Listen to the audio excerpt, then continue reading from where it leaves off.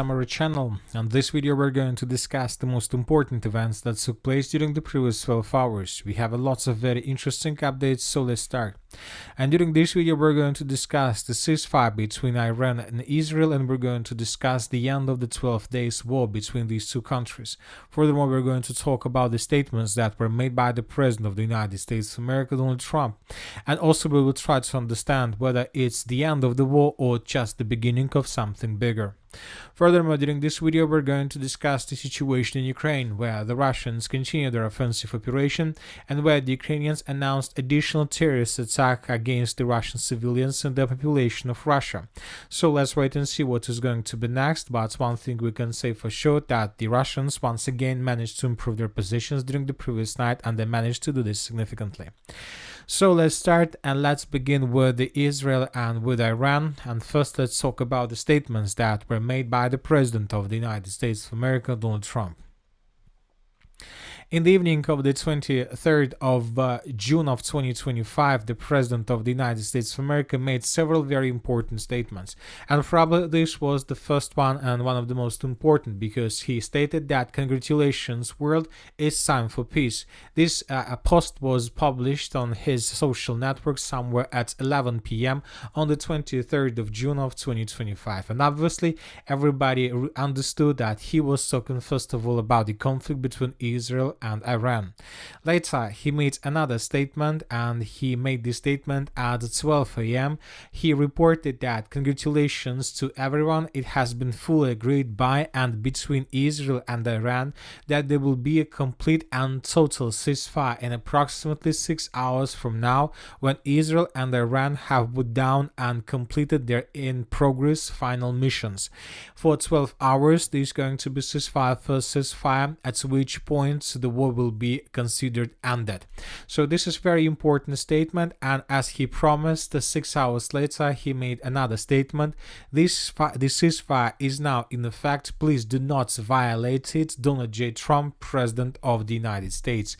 So these three statements were very important, and according to these statements, the war between Israel and Iran finished during the previous night.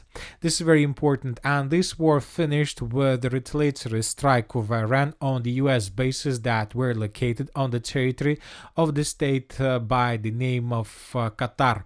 So this is small states in the area of the Persian Gulf. There are lots of bases of the United States of America, and during the previous nights the Iranians launched several missiles in this area with the purpose to damage bases of the United States of America. But before this attack, according to information we have, the Iranians send the message to the Qatarians. Probably they do this with the purpose, the Qatarians send this message to the United States of America that the Iranians were planning to carry out this attack. And of course, by the time the missiles arrived in this area, there were nobody on the territory of the US base. Later, we got report that the Iranians also, through the Qatarians, sent the message to the United States of America that they don't want additional escalation, and they want to start peace talks and ceasefire. The United States of America accepted this message from the Iranians through the Qatarians, and they confirmed that they're not going to strike back. So basically this is the end of the conflict and the beginning of ceasefire. So, and later, right, several minutes or several hours later, the President of the United States of America made his statements that we've just discussed. So as we can see, the war has ended, or it's just a temporary ceasefire. Very difficult to understand. One thing we know for sure, that as for the beginning of the 24th of June of 2025, the Iranians reported and they stated that they won the war with the Israelis. The Iranians are saying that they managed to force the Iranians to realize the situation, that the Iranians is a tough nut, that it's impossible to force them to surrender, and the Iranians managed to force the Israelis to probably review all their plans, revival plans, and to begin the process of ceasefire. We believe that, and of course, according to information we have, the United States of America and the Israelis announced that they managed to win the Iranians by destroying their nuclear program and nuclear enrichment plants, the entire nuclear facilities of Iran. So as we can see, both the Iranians and the Israelis announced of their own victories in this war, and this is very, very interesting signal, because now there are just several options both for the Israelis and for the Iranians. Either we are going to see, let's say, long-term peace and ceasefire between these two countries. Maybe we're going to see that the United States of America will lift some sanctions from Iran, or in the very near future we are going to see another war between these two countries, but this war is going to be much more violent, with much more strikes deep inside of the territories of each other. And obviously time will tell us, because both sides, the Israelis and the Iranians, managed to discover weak points in their defense. The Israelis realized the weak point in their air defense system, and if they want to continue or to start the same war in the future, obviously first of all they need to think about their air defense. And when talking about the Iranians, obviously there are lots of things to do also with air defense, and of course with rich spy network that is currently located on the territory of the state, because obviously the Iranians had very bad days at the beginning of this special operation that was begun by the Israelis, and mainly due to rich network of spies on the territory of the state. Basically, that was a turning point and major victory of Israelis in this war. I dag, der skal vi ud og køre i den her folkevogn ID3. Volkswagen ID3 er en familiebil i mellem. Anyway, let's wait and see, and obviously the situation will develop. Now let's return to Ukraine. We have lots of very interesting articles, statements, and changes on the ground. And first, let's talk about several statements that were made by the Ukrainian authorities, and this one is very interesting. The second person of Ukraine, Andriy Yermak, made very interesting statement during the previous 24 hours. All Russians must feel what it's like to be in constant danger. Yermak threatens the Russians with new terrorist attacks, so most likely something is ready from his side. Also, during the previous 24 hours, the Andriy Yermak, the second person of Ukraine, stated that Zelensky is the best president ever in Ukraine. Zelensky must definitely run again. He's the best president in the entire history of independent Ukraine, said the head of the office of the president of Ukraine, Andriy Yermak. And by the way, today Zelensky also made another statement. Maybe not today, but just today. This statement was published. He was interviewed several days ago, and he stated that he must stay as a president until the end of this war. So he doesn't say that he has the right to be a president. He doesn't say that according to constitution he's a legal president or something like this. He's just saying that he must stay as a president of Ukraine until the end of the war, because he has the biggest experience ever as a president during the war period of time.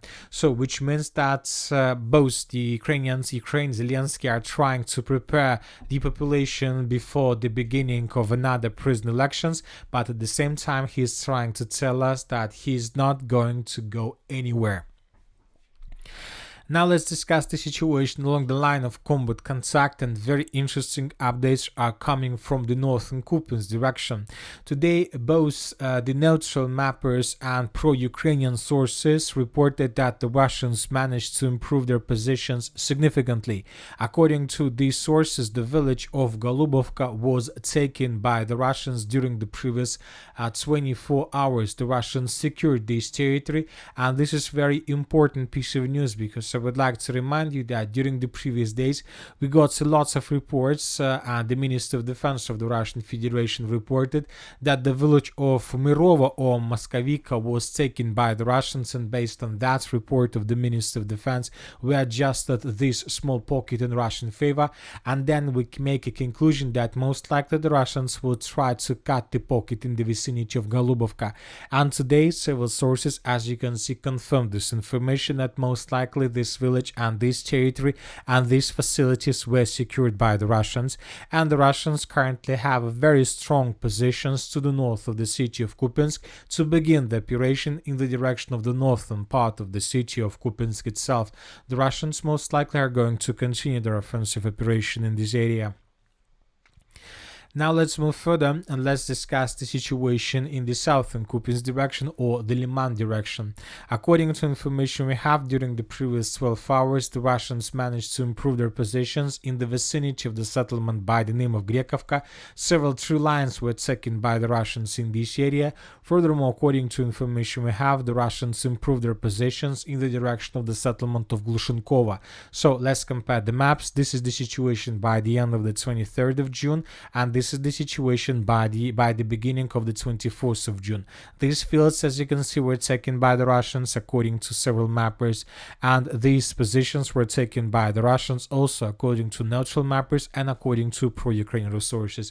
As you can see, according to pro-Ukrainian sources, we got another batch of changes in this area, and according to pro-Ukrainian sources, the Russians improved their position significantly.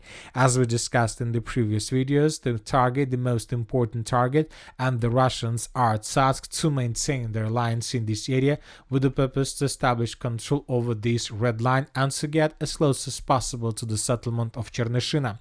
And when talking about this area and about this direction, and according to geolocations and recent updates we have, there's just one settlement left for the Russians. We are talking about the village of Novoigorovka, and then the Russians will be able to establish complete 100% control over the entire Lugansk Oblast, which is obviously could be very important and very powerful media victory for the Russians. And we believe that the Russians are going to be focused in achieving this task during the next several weeks. Now let's discuss the situation in the Konstantinovka direction. According to information we have, the Russians improved their positions, and today this information, for the first time probably since the beginning of the battle for the Kliban-Byksky pocket, the Ukrainian sources confirmed this information. Once again, pro-Ukrainian sources made huge adjustments on their maps, showing a significant progress of the Russians between the villages of Romanovka and the city of Toretsk. As you can see, according to these changes, we haven't added anything to our map because most of the changes that this morning were shown by pro-Ukrainian sources were already added to our map a long time ago, as well as different mappers did the same. As we discussed in the previous videos, now the deep state is trying to get everybody. They're much far behind the real situation on the ground when talking about geolocations. Now let's discuss the situation in the Pokrovsk direction, and according to information we have, the Russians continue their attempts to attack the settlement of Novaya Ekonomichne and to outflank the Ukrainians with the purpose to answer the village of Novotoretska. And today this information was confirmed by pro-Ukrainian sources, and this is probably the first exception from the rule that we discussed just a minute ago about pro-Ukrainian sources. This is probably the only change on the ground that shows something additional in comparison with other mappers. According to pro-Ukrainian sources, the Russians managed to take under control these three lines, fortifications, and this stronghold on their way to the eastern direction of the settlement of Novotoretska. Furthermore, according to several pro-Russian resources, as we discussed in the previous videos, some Russian assault groups managed to enter already the eastern part of Novotoretska, and there are very heavy clashes right now. According to pro-Ukrainian sources, these territory is considered by them as a contested area. Several pro-Russian resources reported about strong control over these territories. Furthermore, we have this video, and in this video we can see how Russian motor rifle forces were trying to attack the settlement of Mirny and the settlement of Novaya Ekonomichne with the use of tanks and motorcycles. The Russians were moving along N32 road in the direction of Novaya Ekonomichne, and the Ukrainians were trying to slow them down with FPV drones. So once again, the Russians were trying to carry out the maneuver with motorcycles with the purpose to get as close as possible to the village of Novaya Ekonomichne and Nikolaevka, maybe with the purpose to take under control this dense network of the fortifications. But as we can see, this first attempt of Russian attack was repelled by Ukrainian FPV drones. As for the western flank of the city of Pokrovsk, during the previous 24 hours, the Russians managed to secure the village of Novosergeyevka, and the Russian sources published this video where we can see how Russians raised their Russian flag in the most central part or in the most western part of the settlement. Also in this video we can see several episodes how the Russians were fighting for the village, how the Russians were attacking temporary deployment points of the armed forces of Ukraine, how the Russians were carrying out the artillery preparation. So based on this video and based on this episode that was published by the Ukrainian sources, we adjusted the map and we have colored the village of Novosergeyevka completely under Russian control. Most likely today the Minister of Defense of the Russian Federation will confirm this information. And when talking about this direction, we see that the Russians began their major offensive operation in this area because it's already a third day when we receive additional changes on the ground. So this is the situation by the end of the 21st of June. This is the situation by the end of the 22nd of June. The Russians secured the area on the way to Udachne. By the end of the 23rd of June, the Russians managed to improve their positions once again in the area on the way to the village of Udachne. And by the morning of the 24th of June, the Russians secured the village of Novosergeyevka, and once again they managed to improve their positions in the area of Udachne. So summarizing everything, we see that now the Russians are trying to advance in the north from Novosergeyevka with the purpose to answer the villages of Molodetskaya and the settlement of Udachne. So this is the task of the Russians as for this stage of offensive operation in the western flank of the city of Pokrovsk.